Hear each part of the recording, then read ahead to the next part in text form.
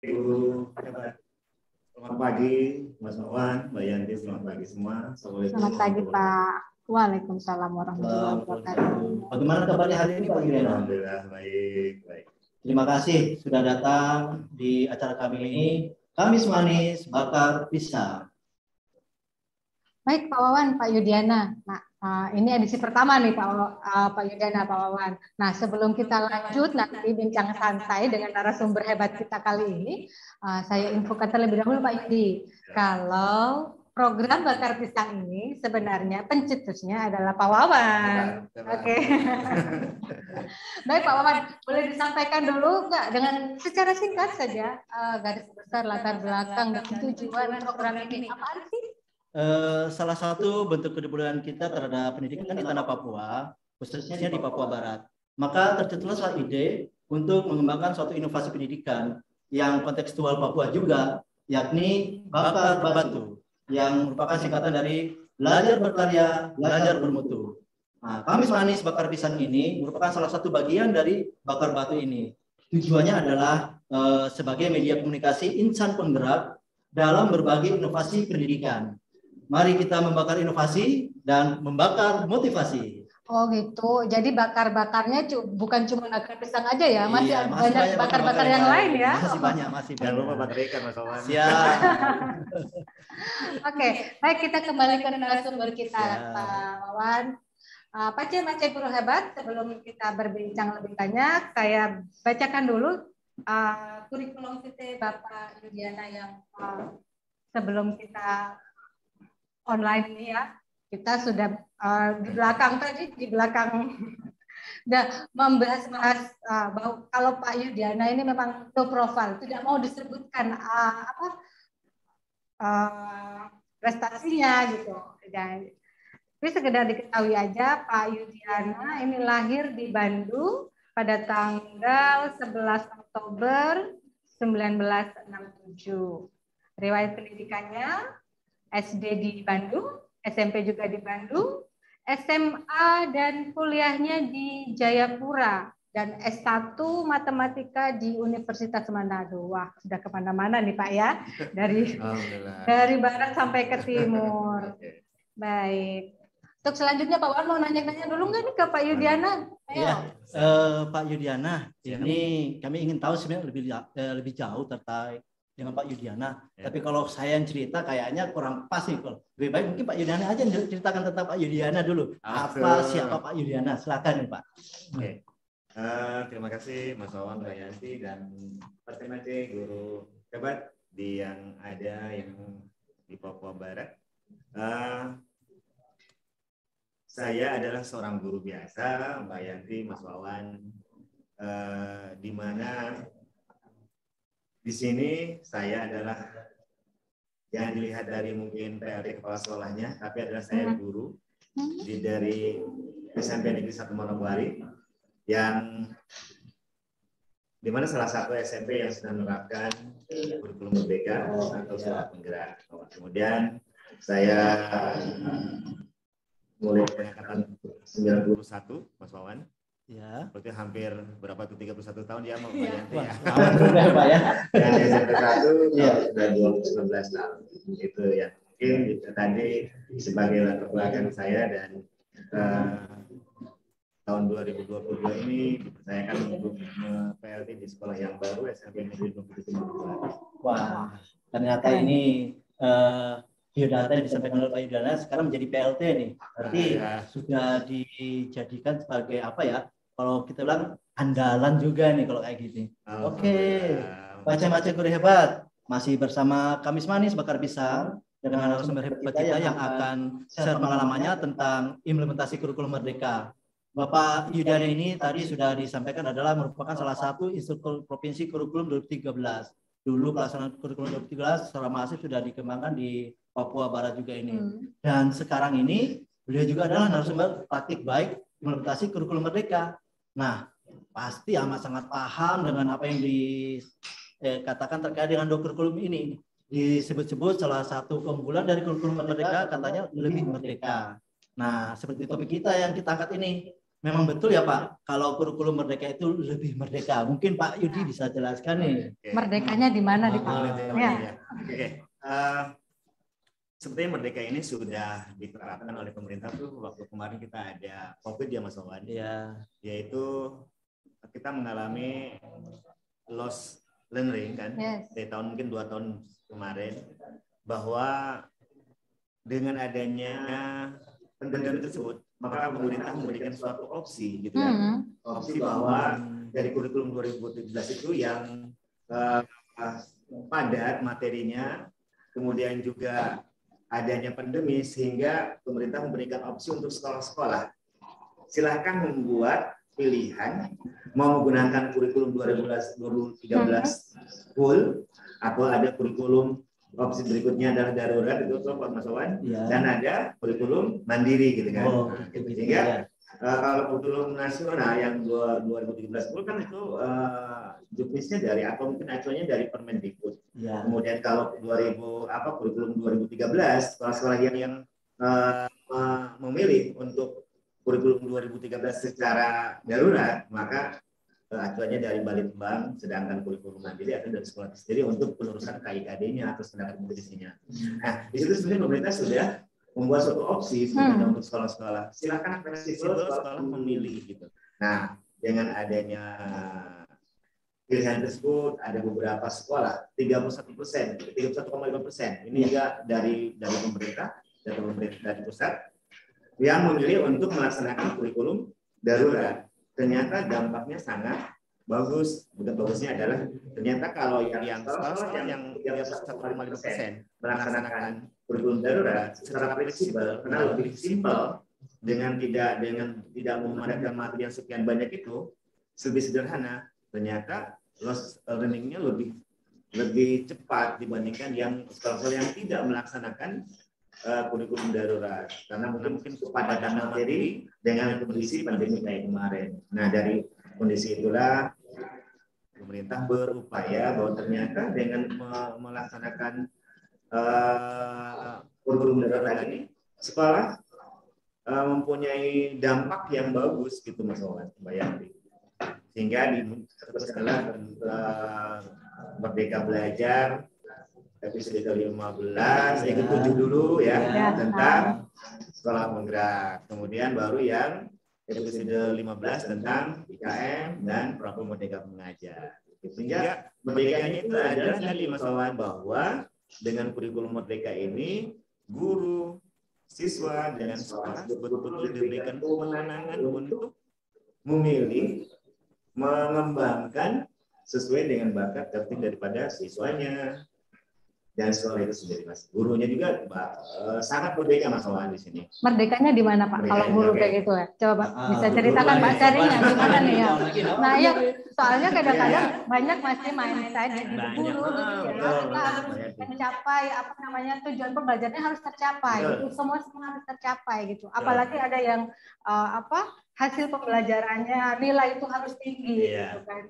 Nah itu merdekanya di mana kalau buat guru tuh Pak? Mungkin kalau untuk siswa, Mbak Yanti atau Mas Wawan atau guru-guru KTMC, guru hebat yang dari Papua Barat yang ikut kegiatan ini, bahwa untuk siswanya bahwa pembelajaran adalah disesuaikan dengan tingkat kemampuan dan karakteristik gitu. Dengan adanya asesmen itu yang membuat mungkin perbedaannya antara kurikulum yang sebelumnya. Bukan perbedaan sih, penyempurnaan. Penyempurnaan dari kurikulum 2013 dengan kurikulum Merdeka ini adanya asesmen diagnostik tadi, gitu. Sehingga peserta didik guru-guru mengetahui apa sih yang mereka minati, bagaimana sih latar belakang mereka, mungkin pola belajarnya, kemudian siswanya keluarganya bagaimana, kemudian ada dari situlah salah satu daripada keunggulan untuk siswa, sehingga mereka belajar sesuai dengan mereka punya bakat, minat, dengan materi yang tidak terlalu luas Mas Wawan, sehingga lebih menyenangkan. Dan guru-guru lebih banyak mengajar, bukan melebarkan materi, bukan materi yang lebar, tapi materi yang mendalam. Jadi lebih mendalam ya, bukan melebar ya. Materinya nggak banyak, tapi lebih sedikit, tapi yang esensial, yang inti-intinya. Sehingga guru diberikan waktu guru-guru berikan banyak waktu untuk memperdalam daripada materi tersebut. Itu keunggulan atau mungkin merdeka untuk berdiri sendiri. Tidak mengejar target yang tadi kata Mas Bayanti. Targetnya 1 minggunya harus selesai ini, enggak. Jadi kalau misalnya dari guru tersebut dia mau maju atau mundur, oke, itu mungkin sedikit. Pak Yudi, ini saya potong ini. Tadi kan Pak Yudi mengatakan ada diagnostik sebelum diagnostik penilaian sebelum kita mengetahui karakter siswa itu. Apakah ini sulit dilakukan atau tidak, Pak Yudi? Karena saya dengar ada yang mengatakan itu perlu seorang psikolog yang melakukan itu sehingga bisa mengetahui karakteristik siswa itu. Apa benar gitu nggak, Pak Yudi? Ya. Dan kita ada guru BK, biasanya saya kan dan guru BK dia yang biasanya hanya guru BK yang dia menganalisis bakat, kemudian keadaan tingkat emosional siswa. Nah sekarang guru juga dia dengan berperan bisa untuk menerapkan data tersebut untuk bagaimana dia bisa memberikan atau mengajar sesuai dengan bakat siswa itu sendiri, gitu. Lebih fleksibel, tetapi di dalam kefleksibelan kebutuhan tersebut, guru-guru tersebut juga diberikan keleluasaan untuk bagaimana mengatur jam pelajaran yang sebelumnya hanya harus 1 minggu, 1 pekan, lebih luas lagi setahun. Gitu. Dengan kurikulum merdeka yang menggunakan CP, Mbak Yanti, bahwa CP itu adalah untuk SMP itu 3. Oke. Silakan. Baik Pak Yudi, ini kita ada iklan sedikit. Kayaknya Pak Yudi kurang deket deh. Gitu ya. Jadi biar suaranya terdengar semua Pak Yudi. Nanti malah sumbernya yang nggak kedengeran. Padahal yang paling penting itu kan narasumbernya. Iya. Maaf. Oke. Sudah, gimana? Sudah cukup? Sudah cukup? Mantap. Kita lanjutkan. Terima kasih. Kita lanjutkan bakar-bakar kita nih Pak Yudi. Iya, semakin terbakar kita nih kayaknya mendengar ini nih. Baik, masih guru hebat manis bakar kita, nah juga bisa diakses ya. Secara langsung masih bisa nggak Pak Operator? Di YouTube BGP Provinsi Papua Barat ya kayak di YouTube ya, bisa. Masih bisa diakses langsung melalui channel YouTube BGP Papua Barat. Jangan lupa nanti di like, komen dan juga share supaya nanti kita bisa lebih semangat untuk memberikan informasi-informasi tentang bagaimana proses pembelajaran dan bagaimana berkarya itu untuk negeri kita tercinta ini. Oke. Jangan lupa juga nanti kita ada sesi interaktif ya dengan peserta kita kali ini. Jangan lupa untuk tulis pertanyaan juga nanti di chat ya. Nanti bisa kita bacakan atau nanti bisa kalau ada kesempatan kita bisa berinteraksi langsung dengan Pak Yudi. Oke. Masih bersama narasumber hebat kita Pak Yudiana.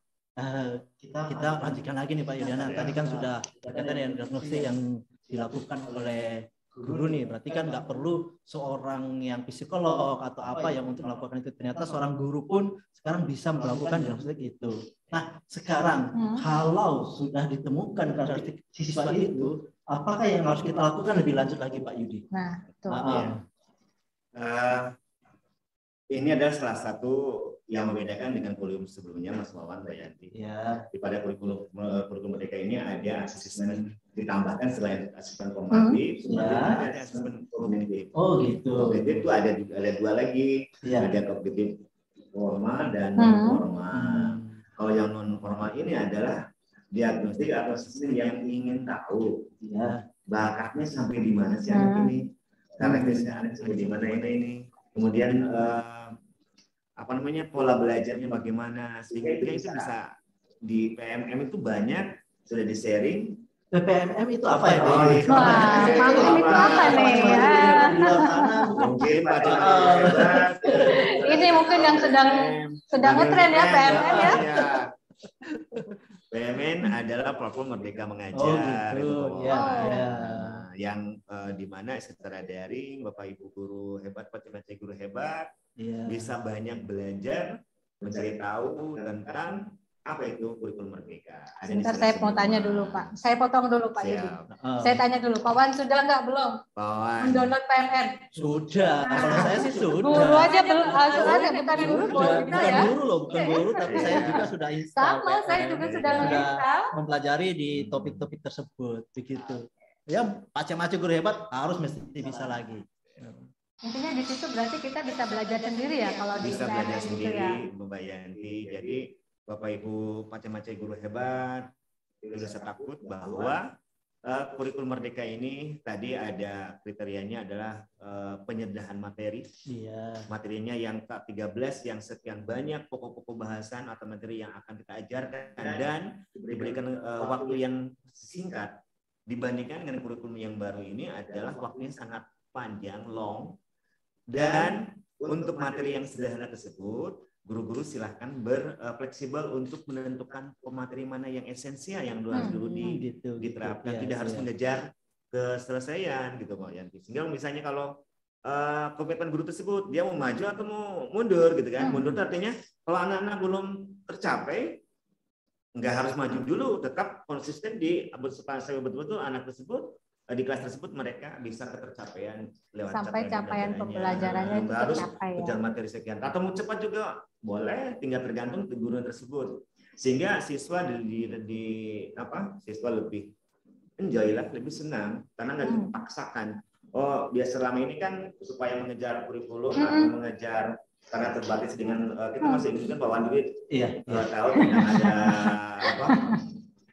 ada program ya, program semester yang sudah dialokasikan KD ini minggu ini sekian jam itu kan sudah paten itu udah kayaknya kaku sehingga fleksibel gitu karena ternyata KD ini dialokasikan 10 jam ternyata nggak cukup, dipaksakanlah untuk lanjut ke KD berikutnya, contohnya kayak gitu. Padahal belum tuntas gitu dipaksakanlah untuk mengejar KKM gitu sama Mbak Yanti Mas Mawar sehingga ya mungkin untuk anak-anak yang cepat anggap oke lah, tapi kan untuk anak-anak yang mungkin dia bakatnya nggak di situ, minatnya nggak di situ, dia juga dipaksakan akhirnya dia nggak baik sesuatu yang dipaksakan. Tapi kalau dengan kurikulum merdeka ini diusahakan kemerdekaan guru untuk bagaimana dia bisa mengatur waktu dengan yang panjang itu dengan tidak ada lagi sekarang menggunakan capaian pembelajaran yang menggunakan fase per fase itu masalah apalagi SMP itu fase D-nya 7 kelas 7 8 9 sehingga panjang dan ada penyederhanaan daripada materi. Mungkin Bapak Ibu macam-macam guru hebat, saya kemarin juga pengalaman di SMP 1 yang sudah menggunakan kurikulum merdeka atau pola penggerak. Ternyata ada pokok-pokok bahasan yang memang sudah nggak diajarkan lagi gitu Mas Wawan. Mungkin dianggap oleh pemerintah adalah materi-materi yang memang yang diajarkan adalah yang betul-betul esensial sekali. Tetapi betul-betul harus mendalam nantinya. Ya jadi itu untuk kurikulum merdeka. Dan mungkin yang paling ini Mas Wawan dan Mbak Yanti juga mungkin tahu bahwa kurikulum merdeka salah satu kekhasannya adalah ada pengembangan karakter yaitu melalui proyek belajar Pancasila. Oh gitu. Itu Mbak Yanti, Mas Wawan. Iya. Sehingga anak-anak bukan hanya mereka dijejeli dengan keterampilan dan ilmu saja, tapi mereka dikembangkan dalam pengembangan kurikulum dan pengembangan proyek tadi. Mereka bisa berkolaborasi, bisa gotong royong, bisa kreatifnya muncul, kemudian menghasilkan produk bagaimana. Jadi hal-hal yang itu bisa dikembangkan lewat istilahnya penguatan proyek belajar Pancasila. Berarti dulu kita kenal namanya silabus ya. Tadi Pak ini sudah sempat mengatakan capaian pembelajaran. Apakah itu sama atau beda? Iya, kalau dulu silabus banyak istilah yang baru hanya istilah saja kalau standar sekarang lari ke capaian seperti Mas Wawan. Jadi kalau capaian ini adalah disesuaikan dengan standar kelulusan yang ditetapkan oleh pemerintah, di mana capaian pembelajaran ini sudah ditetapkan dan kita sebagai ini adalah dulu silabus mungkin ya Mas Wawan. Nah, jadi Bapak Ibu guru atau macam-macam guru hebat tinggal melihat capaian, kemudian dianalisis, kemudian diturunkan dalam bentuk tujuan pembelajaran, kemudian masuk pada alur tujuan pembelajaran, dan nanti tinggal merencanakan pembelajaran. Yang buat tujuan kita, Iya. Kemudian kita juga bisa mengurutkan mana sih yang duluan kita akan ajarkan sesuai dengan materi prasyarat, gitu, Pak Yanti, Mas Wawan. Iya. Sehingga lebih merdeka kita. Merdekanya kita membuat tujuan sendiri kok. Tapi itu oke ya Pak ya. Keluar dari CP gitu kan. Oh, iya. Capaian pembelajaran. Tapi nggak masalah ya. Maksudnya mungkin tiap sekolah kan beda-beda sih pasti ya. Setiap sekolah, setiap satuan pendidikan pasti memiliki nanti kurikulum satuan pendidikan yang berbeda-beda berarti it's okay, nggak apa-apa gitu. Nggak apa-apa. Tapi kan tetap mengacunya pada capaian pembelajaran sendiri. Gitu. Jadi kan mungkin jangan kan mungkin tiap sekolah, beda kelas pun mungkin. Bisa si A gitu mungkin ya. lebih ada sebagian lebih banyak siswa yang lebih mampu gitu ya. bisa cepat, atau mungkin di kelas yang satunya ada banyak siswa yang lebih tinggi. Mungkin saya kayak di kelas matematika di kelas 7A, kelas 7B. Mungkin saya di kelas 7A karena siswanya lebih banyak yang lebih cepat tanggap, mungkin lebih cepat, bisa saja begitu. Tapi di kelas 7B mungkin yang anak-anaknya yang mungkin ada banyak yang agak sedikit low mungkin atau sedang gitu, lebih saya perdalam di situ, sehingga bisa saja materinya tidak sama nantinya gitu. Tinggal kita mengaturnya saja bagaimana. Berarti itu juga pentingnya tadi ya, kembali lagi diagnostiknya penilaian tadi betul, ya, Mas bisa menjadikan sama aktor untuk itu ya. Berarti semakin ini aja Mbak Yanti, tidak sulit ternyata sebenarnya. Ya nggak sulit, cuman kayak begini, biasanya yang dikeluhkan guru-guru juga ya, itu tentang administrasi ya. Ya administrasi. Iya, nah itu kayaknya kalau 7A beda, 7B beda. Nah ini berarti administrasinya akan berbeda-beda juga ya. Ini sebenarnya administrasi kadang-kadang yang bikin kita ribet gitu ya. Yang harus melaporkan, harus begini yang bikin membuat perangkatnya banyak sekali gitu. Nah itu gimana cara mengatasinya? Satu saja Mbak Yanti. Oh gitu. Perangkatnya satu saja, hanya perlakuannya saja kita gitu. Yang mana yang mungkin. Karena kalau kita menyamakan misalnya di kelas maaf 7A dan 7B. Tentang kalau saya ngajar matematika. Lebih baik bidangnya. Kelas 7A sudah pada mungkin kelas 7A sudah pada perkalian bilangan bulat ini. Ternyata di kelas 7B ini penjumlahan pun belum bisa. Maka apakah kita harus samakan kelas 7A dengan perkalian? Sedangkan penjumlahan pun belum tahu. Itu dasarnya dulu kita perlu konsepnya dulu mereka pahami dulu. Sehingga siswa tuh nggak merasa terseret-seret lah gitu Mas Wawan.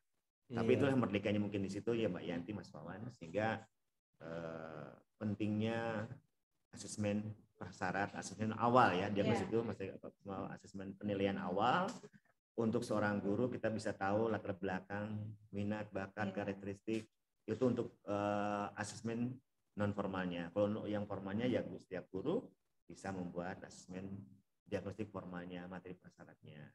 Mungkin kalau kelas 7 kita bisa melihat materi apa, mengambil soal-soal di kelas sebelumnya, mungkin kelas 5 atau kelas 6. Sehingga kita tahu, si A ini materi ini belum kuasai, atau si B ini dan seterusnya. Jadi kalau asesmen diagnostik itu nanti fungsinya untuk menyesuaikan dari analisis pembelajaran yang sudah kita buat ya. Dalam analisis pembelajaran kan kita mengetahui keterampilan apa yang dibutuhkan untuk betul. Ya. Jadi untuk menyesuaikan keterampilan apa yang harus dimiliki siswa untuk mencapai sesuai tujuan pembelajaran tadi, sehingga Bapak Ibu guru hebat itu lebih leluasa lah, leluasa, lebih merdeka. Kemudian siswa pun dia belajarnya lebih nyaman, lebih menyenangkan, enjoy juga ya, gurunya enjoy, diharapkan siswanya begitu, juga happy. Pokoknya semua menyenangkan kan begitu. Merdeka ya. Iya merdeka, harus kita merdeka, bebas mengekspresikan kemampuan dan kompetensi baik itu siswa maupun gurunya juga ya. Wah ini semakin terbakar lagi nih, kita harus bakar-bakar terus ini. Siap membakar. Apalagi ada narasumber kita di depan ini, semakin membakar motivasi kita untuk lebih mengenal lagi terkait dengan kurikulum merdeka ini. Bapak Ibu, Pace-Mace guru hebat, kita akan tanya lebih lanjut lagi terkait dengan kurikulum merdeka ini. Mungkin tapi Pak, coba di chat ini sudah kita ada pertanyaan nih. Ada pertanyaan ini Pak Yudiana. Bacakan dulu ya Pak Yudiana. Dari siapa nih? Ya, Pak? Dari Bapak Diodisius Erson. Pak Dionysius Harsono. Oke, ada pertanyaan nih Pak Yudi. Siap. SDIPK Mau nih. tanya, sekarang sekolah dihadapkan 3 pilihan terkait IKM, yaitu Ya. mandiri belajar, mandiri berubah, dan mandiri berbagi. Siap. Kami masih bingung terkait 3 pilihan itu. Oh iya. Tadi Coba. sebenarnya kita sudah bahas ya. Sudah Mungkin bahas. bisa dibahas sekali Iya. lagi. Jadi lanjut biar macam-macam guru Biar hebat ini Pak paham. Dionysius juga Iya. paham nih nanti bagaimana. Tapi mungkin Pak Dion ini sudah udah mendaftar belum ini kayaknya? Belum Pak tahu Dion nih. ya? Pak Dion sudah mendaftar belum? Pak Dion. Oke. Ya, Pak Jadi kalau Dion. Pak Dion, maaf, untuk inilah kembali lagi pemerintah memberikan opsi pilihan ke Mbak Iya. Yanti. Jadi nggak langsung pemerintah langsung semacam apa ya, diktator harus begini harus ini, tidak. Maka pemerintah memberikan keleluasaan, kebebasan untuk sekolah yang mau menggunakan kurikulum merdeka dengan bertahap, yaitu boleh memilih mandiri belajar dulu, di mana mandiri belajar ini masih menggunakan sebagian daripada kurikulum merdeka, mungkin proyeknya dulu atau mungkin materi-materinya dulu boleh. Nah, kemudian ada IKM atau kurikulum merdeka untuk berubah, di mana kurikulum berubah ini adalah sekolah tersebut melaksanakan kurikulum merdeka dengan perangkat semuanya boleh melihat atau mengunduh yang disarankan dari pemerintah lewat PMM tadi, Mas Wawan, Mbak Yanti. Dan kurikulum berbagi, Merdeka Berbagi itu sekolah yang betul-betul mereka sudah bisa membuat perangkat, kemudian lewat contoh jelas ya, mungkin lewat contoh tapi disesuaikan dengan karakteristik pada sekolah dan siswa itu. Oke. Jadi Bapak Ibu, mungkin Pak Dion kalau mungkin sudah mendaftar di IKM yang Merdeka Belajar atau mungkin Merdeka Berubah, malah ada waktu musoalnya mungkin yang terbaru surat kemarin. Benar.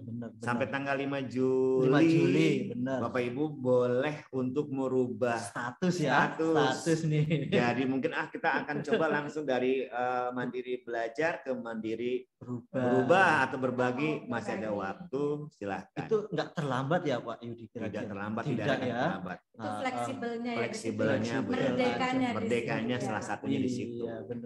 Dan langkah Bapak macam-macam guru hebat, kepala sekolah dan dengan dewan gurunya, kalau yang sudah mendaftar itu adalah Bapak kepala sekolah tidak salah bahwa ini adalah kita melaksanakan kebijakan pemerintah, Mas Wawan. Karena kan bukan kita melanggar kan? Iya. Karena ini ada juknis, ada acuannya tuh Mbak Yanti kan? Diperbolehkan. Nah sekarang bagaimana untuk sekolah-sekolah yang belum mendaftar, mungkin waktunya kemarin mungkin nggak ini, atau mungkin masih pikir-pikir dulu, misalnya ada beberapa loh kemarin yang ke saya, Pak, ini bagaimana ini kalau kita mendaftar gimana? Nah, karena mungkin mereka banyak ke saya karena kami SMP 1 Manokwari sudah melaksanakan PSP. Ya saya bilang kalau memang belum siap, kalau udah terlambat untuk mendaftar, nanti next tahun depan kita sama-sama belajar, sama-sama mendaftar, sehingga ada teman dia bilang oke, bilang gitu. Tapi sekali lagi bahwa mudah-mudahan tahun depan sudah banyak sekolah-sekolah yang mau mendaftar. Mungkin dengan adanya IKM option tadi bisa mandiri belajar dulu atau langsung ke mandiri berubah atau langsung mandiri berbagi. Itu pilihan daripada sekolah masing-masing, Mas Wawan. Dan tetap ada komitmen, ada kesepakatan dari kepala sekolah dan dewan guru. Caranya bagaimana? Banyaklah melihat tampilan, banyaklah mau belajar tentang IKM ini dari PMM tadi. Salah satunya ya Pak Yudi. Salah satu. Banyak loh Mas Wawan, Pak Yanti. Bisa Platform Merdeka Mengajar tadi. Bisa lewat YouTube juga sekarang sudah banyak. Seri-seri webinar itu Seri webinar lewat PMM tadi. Dan sekarang malah ada lagi komunitas belajar, Mas Yanti, Mbak Yanti, Mas Wawan. Jadi belajar ini nggak perlu nunggu ada pelatihan ya Pak ya? Iya, nunggu ada pelatihan. Ya, karena sudah disediakan juga sama pemerintah itu ya, PMM itu Platform Merdeka Mengajar. Jadi ada kurikulum komunitas belajar tadi, Mas Wawan. Ada 3 malah. Ada komunitas belajar di intrasekolah di sekolahnya, ada antar sekolah lewat KKG, MGMP atau MKKS, dan ada lewat daring yang tadi dengan kembali lagi ke platform Merdeka Mengajar. Gitu. Jadi banyak informasi-informasi yang harus kita pelajari, harus kita mengerti dulu, paham dulu. Jangan memang hal yang baru, mungkin mindset kita akan selalu baru atau akan selalu sulit. Tapi kalau kita sudah tahu kedalamannya, insya Allah mudah-mudahan bisa berjalan. Dan ini adalah untuk kepentingan kualitas pendidikan yang ada di Indonesia pada umumnya dan di Papua Barat. Papua Barat ini betul. Pak Yudi, Yes. Tadi kan terkait dengan yang sudah mendaftar nih. Nah, bagaimana kalau ada sekolah yang belum mendaftar, tapi mungkin sebenarnya kepingin juga, itu kira-kira bisa nggak ini Pak Yudi nih? Oke, baik Mas Wawan, Mbak Yanti.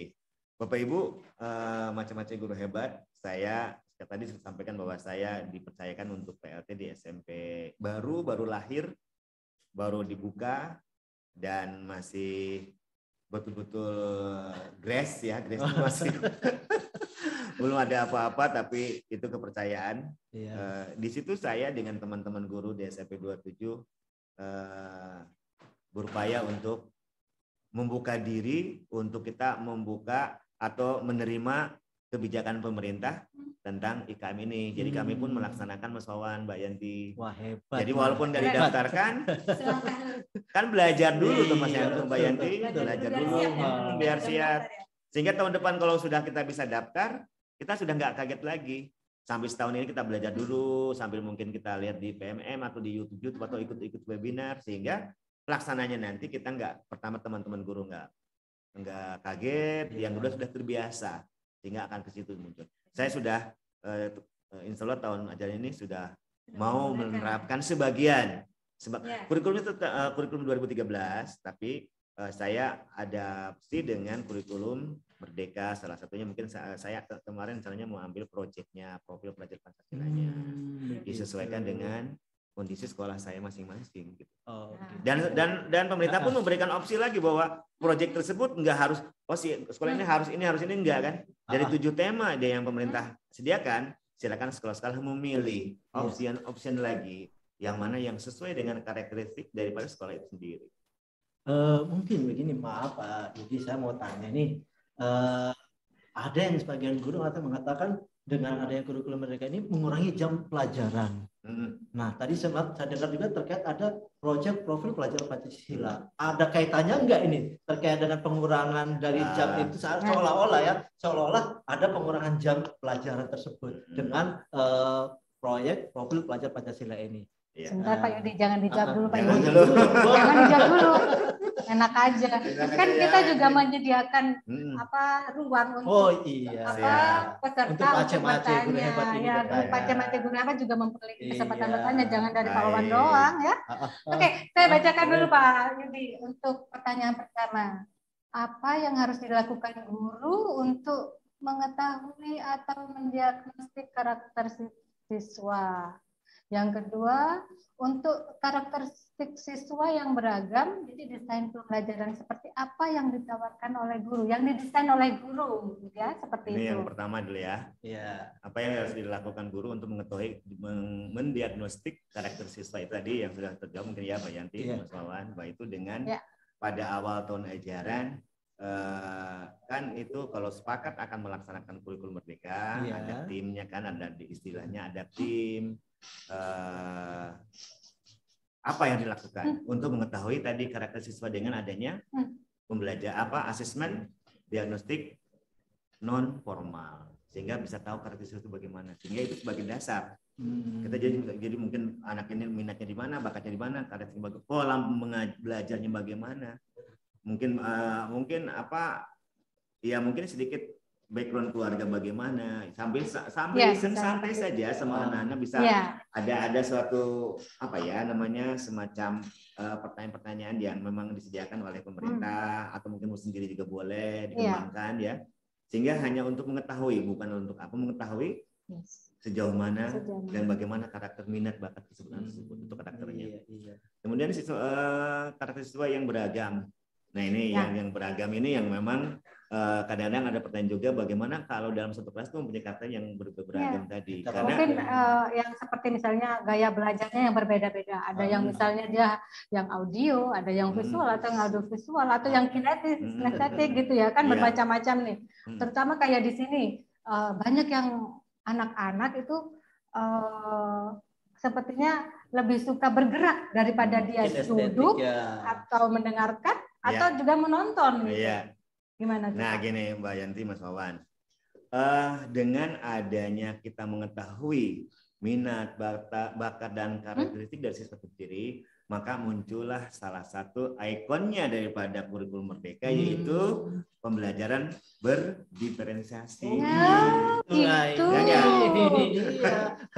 Soalnya istilahnya itu Pak Yudi ya, istilahnya itu terlalu banyak. Berdiferensiasi lah, diagnosis, itu yang kadang bikin ini apalagi sih gitu kan. Berdiferensiasi ini kita adalah mengetahui, jadi contohnya dalam satu pembelajaran, siswa mungkin tujuannya adalah berpidato. Tidak semua siswa yang mungkin punya minat untuk tampil di depan untuk berpidato atau mungkin menghasilkan produknya jangan disamakan. Kalau memang anak tersebut tidak semuanya suka dengan membuat video atau membuat berpidato lah, maaf. Sehingga silakan mungkin anak yang minatnya dia dibacanya di depan atau mungkin dengan hanya sekedar tulisan, dengan hanya mengarang pidato gitu, itu sebagai salah satu penerapan bagaimana menerapkan pembelajaran yang di dalam satu kelas yang berbagai macam karakter. Tapi bisa saling berkolaborasi juga gitu ya Pak ya. Kalau gitu berarti bisa dikatakan seperti ini nggak Pak? Siswa diberi kesempatan untuk menentukan tujuan pembelajarannya sendiri. Bisa nggak seperti itu? Karena gitu, biasanya bisa sih Mbak Yanti. Bisa ya, karena kembali lagi bahwa tadi kalau kita menemukan langsung siswa dapat siswa bisa membacakan pidato di depan kelas di pidato. Karena ada mungkin siswa yang mungkin tadi bukan minatnya di pidato atau di bahasa mungkin ya, tapi harus tetap pelajaran bahasa Indonesianya harus on kan, harus tetap diikuti. Makanya dengan dialihkan dia minatnya di mana, mungkin menulis pidatonya, membuat pidato sendiri atau membuat karangan sendiri atau ya itu semacam gitu. Atau mungkin kalau ada siswa yang malu tampil di depan umum, bisa dengan membuat video untuk videonya di-share gitu ya. Bisa gitu ya. Bisa ya, berarti banyak sekali ya bisa dilakukan sebenarnya.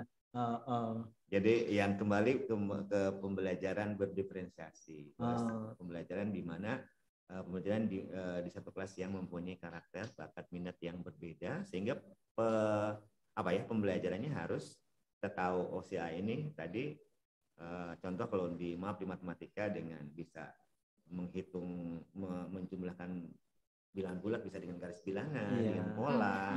Silahkan siswa boleh yang mana yang dia suka, yang dia mampu dan yang disukai gitu. Yang penting nanti hasilnya kan sama, dan produknya tadi nggak harus dibeda-bedakan antara yang tampil di depan dengan yang hanya berbentuk ini, jangan dibedakan hasilnya. Tapi mereka sudah perbedaan karakteristiknya. Perbedaan karakteristiknya. Gitu. Oh ya, tadi saya belum dijawab tadi itu sudah dipotong sama Mbak Yanti. Lagian karena Pak C masih hebat, guru hebat ini, antusiasmenya sangat banyak. Coba lihat. Pertanyaannya sangat banyak, ya Allah. Kayaknya kita harus membuat edisi berikutnya nih ya. Bakal bener nih motivasi dan inovasinya nih. Iya. 1 jam kayaknya nggak cukup ini. Iya cukup. Nggak cukup. Mudah-mudahan Pak Cemati guru hebat yang ada di Papua Barat lebih terbakar. Terbakar artinya tanda kutip ya Mas Awan. Belajar artinya berkarya. ada artinya bahwa buatlah komitmen untuk adanya transformasi proses pembelajaran pendidikan yang ada suatu suatu membangun suatu perubahan untuk lebih maju di sekolahnya yang akan berdampak ke tetap kualitas pendidikan yang ada di Indonesia. Gimana nih Pak Wawan? Tadi Mas Wawan Pak. Dulu. Pertanyaan mau di. Karena pertanyaan masih ajak nih. Ya, dulu atau yang dari sana dulu ya. Guru hebat aja deh. Kita akan melayani ya. Kita melayani Pace guru hebat. Oke. Yang mana tadi ya? Oke, coba. Untuk PAUD dulu sebentar. Nah, izin bertanya. Untuk PAUD tetap menggunakan tema-temanya bebas kecuali yang tema profil Pancasila. Begitukah Pak Yudi? Iya. Untuk PAUD tema-tema nanti lihat di yang bukan permen ya, permen terbaru ya, tentang PAUD juga ada, pembelajaran dan temanya grupnya ada. Untuk PAUD itu mungkin ada itu lebih banyaknya ke bermain ya. Untuk temanya ada. Jadi nanti yang bertanya dari PAUD silahkan banyak melihat di PMM itu tentang temanya, kemudian pelaksanaan profil pelajar Pansilanya bagaimana. Tetap ada ya, tetap ada. Tetapi tetap dikondisikan dengan jenjang sekolah. Fasenya juga ya, fase yang tadi disebut. Kayaknya kita memang harus membakar para guru PAUD untuk mengunduh PMM-nya. Iya. Mari Ibu Guru, Jadi, Bu Guru, Pak Guru, Pace-pace guru hebat di PAUD ya bisa mengunduh PMM-nya untuk bisa mengakses semua di situ ada ya sebenarnya ada. Belajar mandiri juga ada. PMM itu kan ada tiga ini ya Mas Wawan ya. Ada belajar, ada mengajar, dan ada karya dan berkarya. Betul ya. Wah, ini semakin mudah-mudahan tidak puas Ibu yang dari PAUD. Ya, kalau tidak puas kan bisa mencari sendiri. Mudah-mudahan puas ya. Puas. Yang bertanya. Oke, untuk selanjutnya ada pertanyaan. Bapak, sekiranya kita mau mandiri berubah, apakah nanti penerapannya per mata pelajaran atau masih seperti K13 pakai tema? Oh ya, untuk mandiri berubah tadi bahwa pure menggunakan kurikulum Merdeka. Oh gitu. Pure menggunakan kurikulum Merdeka. Hanya untuk perangkatnya boleh mengunduh atau menggunakan perangkat yang disediakan oleh pemerintah. Tinggal disesuaikan saja ya Bapak Ibu dan kemudian karena perangkat yang ada di pemerintah sebagai patokan lah, tapi kembali disesuaikan dengan karakteristik di sekolah itu sendiri. Oke, sebelumnya saya Mas Operator, apa kita boleh istirahat dulu sebentar ya? Atau mau ada iklan? Dan kita dekat bernafas dulu sedikit. Dan mungkin Pace guru hebat mau berolahraga lah sedikit di tempatnya, sedikit atau mau ambil minum mungkin. Iya. Sedikit lagu kali Pak. Ini dengan yang lewat dulu ini. Pace guru hebat.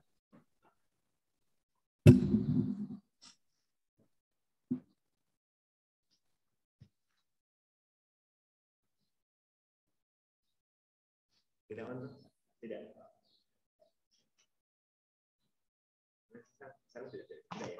Enggak.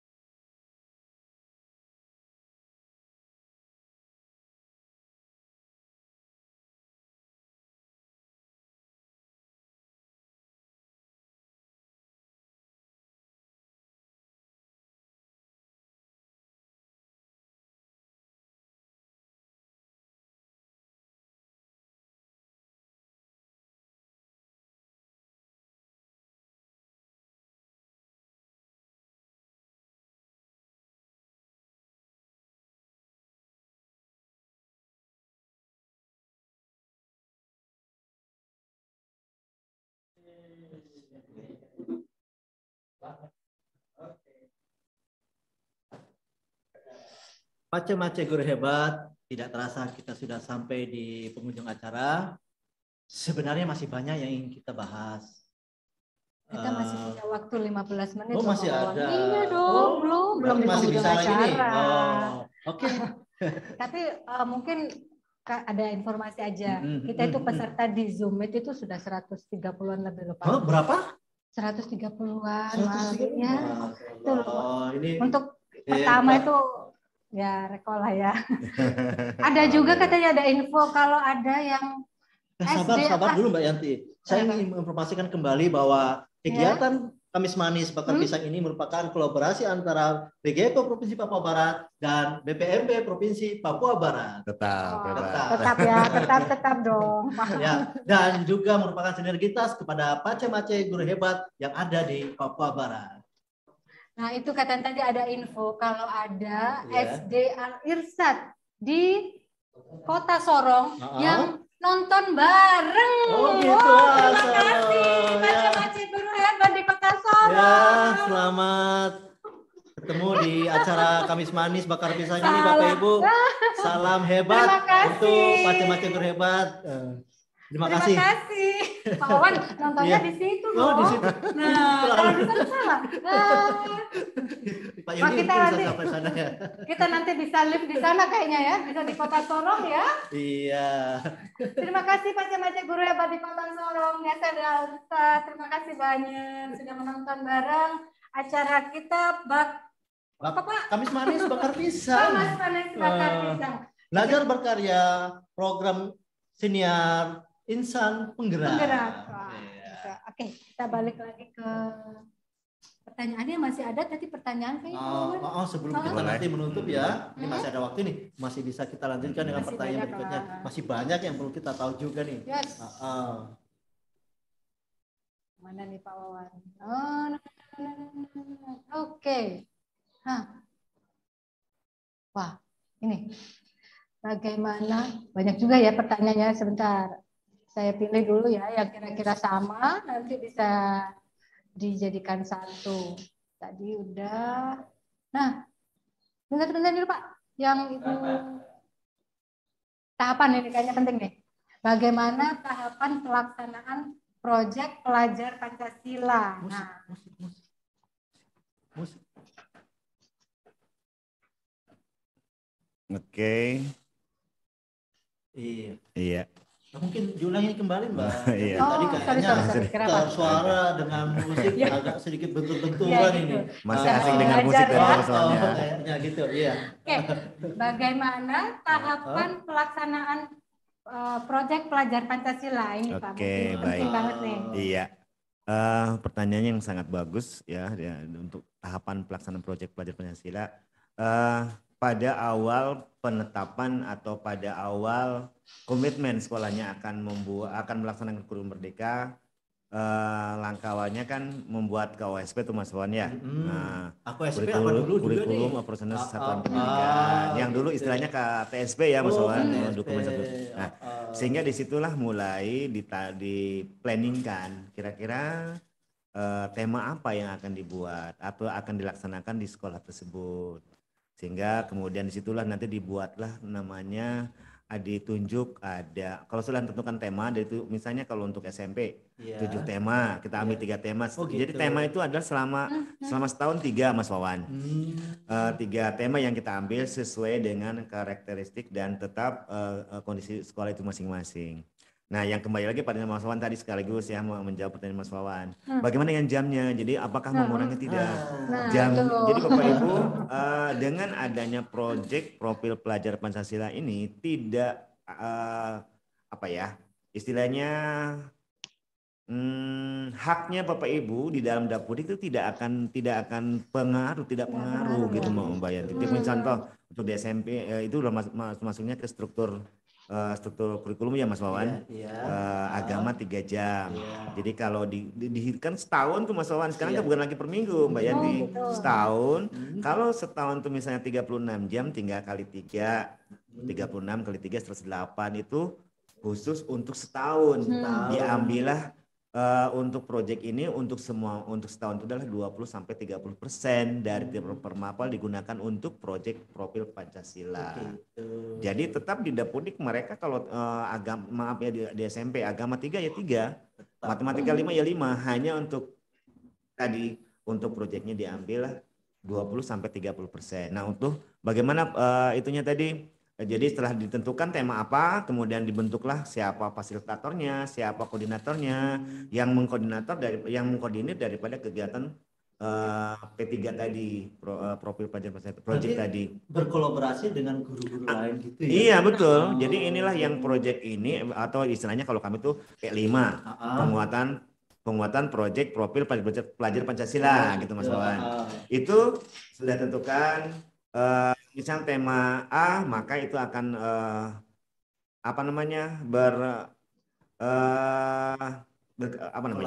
berkolaborasi dengan antar mapel yang ada, tetapi tetap tidak mengaruh pada cap CP Mas Wawan. Jadi jangan kemudian jangan mengaruh ke CP, tetap ini adalah hanya untuk, bukan hanya sih, pure adalah untuk pengembangan karakter siswa itu sendiri. Nah, jadi langkah-langkahnya tadi setelah dibuat ini, kemudian dibuatlah modul proyeknya, ditentukan misalnya menentukan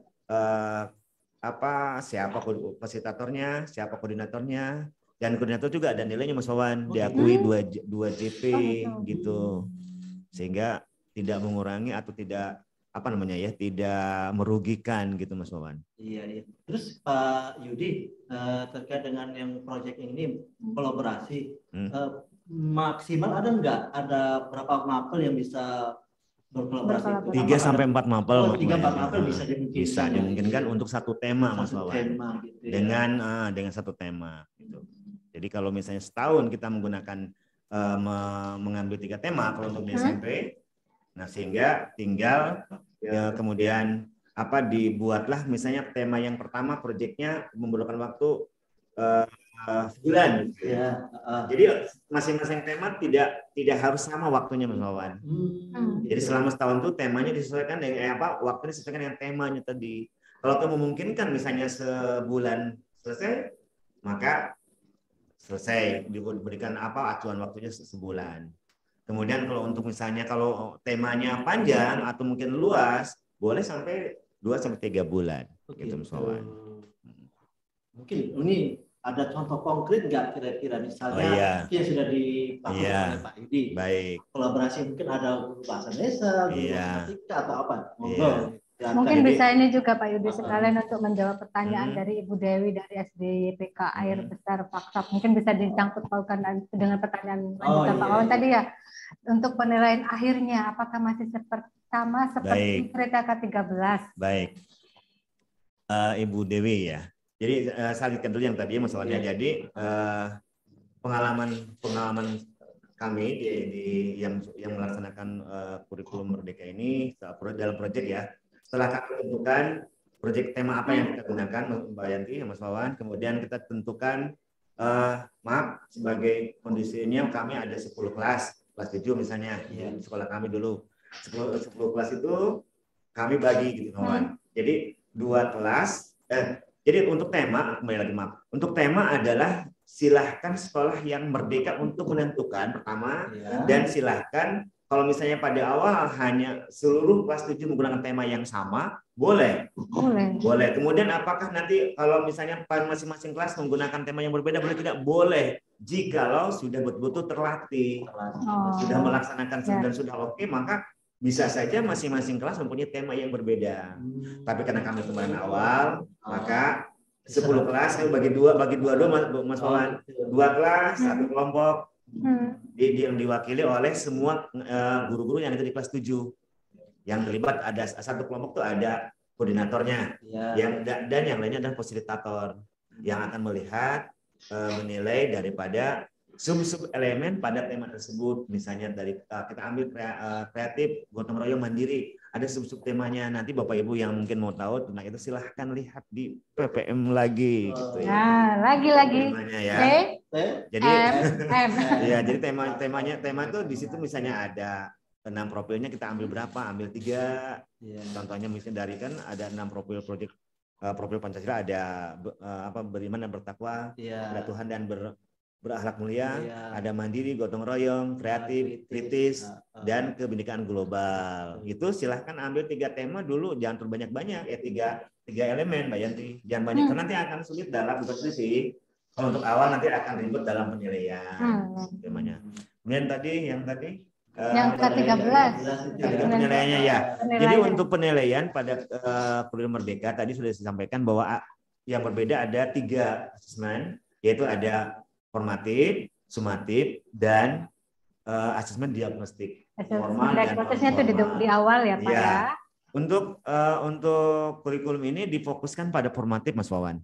Formatifnya apa? Penilaian formatif adalah penilaian yang betul-betul dilaksanakan pada proses pembelajaran, selama proses pembelajaran. Jadi untuk mengetahui kita strategi apa yang misalnya tidak berhasil untuk mencapai tujuan pembelajarannya ya Pak. Karena proses asesmen formatif ini untuk mengetahui keadaan siswa dan kita bisa melihat apa sih yang harus kita lakukan kalau siswa ini belum mencapai. Nah, ya. Jadi belajar untuk gurunya juga. Nah, itu formatif. Jadi nanti penilaiannya ada formatif, ada sumatif, dan ada kalau itu yang nanti akan dirapot Mas Wawan, Mbak Yanti. Kemudian yang nanti dirapot penilaiannya Bapak Ibu macam-macam guru hebat, penilaiannya adalah per tujuan. Per satu tujuan akan dibuatkan dalam nilai formatifnya itu. Tapi nanti untuk pelaksananya untuk gambaran besarnya seperti itu. Dan nanti sambil belajar ya. Oke, selain rapot interkurikulernya, ada juga rapot kokurikulernya, yaitu tentang rapot proyek profil pelajar Pancasilanya, Mas Wawan. Kalau sudah semua ya. Semuanya. Tapi seperti memang untuk di sisi penilaian ini memang perlu ada sisi lagi. Betul. Karena nggak mungkin di saat ini kita akan bisa kita sudah semuanya ya. Kita sudah mau sejam ya Pak. Waktu nih. Sayang ya, 1 jam kayaknya kurang ya. Tapi betul. ya kita narasumber kita juga waktunya juga terbatas ya Pak ya. Mungkin bisa lain kali waktu kalau misalnya. Tapi saya sangat senang loh Mbak Yanti, Mas Wawan. Serius, senang sekali bisa ketemu dengan hebat, bisa ketemu dengan Mbak Yanti, Mas Wawan, dan kebanggaan bagi saya bisa sedikit sharing sedikit ya Bapak Ibu, kita nggak banyak, tapi mudah-mudahan bermanfaat. Ya. Oke, macam-macam guru hebat, tidak terasa kita sudah sampai di penghujung acara. Sebenarnya masih banyak yang ingin kita bahas, namun waktu kita terbatas. Nah, insya Allah kedepannya akan banyak topik-topik penting lainnya yang menarik seputar pendidikan dengan narasumber-narasumber hebat yang tentunya yang ada di Papua Barat ini.